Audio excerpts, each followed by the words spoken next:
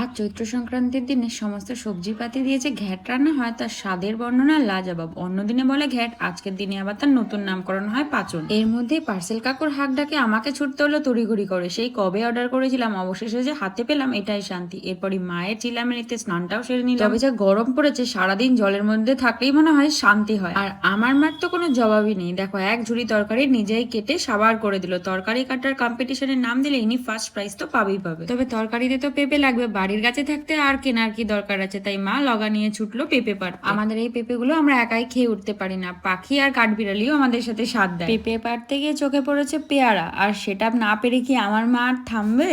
এদিকে মেজুমা আমাকে দায়িত্ব দিয়েছে নারকেল চিলি করার, কিন্তু আমার অবস্থা দেখো, চিলি করার বদলে নারকেলটাকে বাটি বানিয়ে বসে আছি। এইসব ভুলভাল কাজে যে আমি এক্সপার্ট তোমরা তো জানোই। আর এদিকে মেজুমার তরকারি কষাতে গিয়ে নাজেহাল অবস্থা। তবে তোমরা যারা ওপার বাংলার আছো, কাদের বাড়িতে পাচনের পর্ব আছে আমাকে জানিও কিন্তু।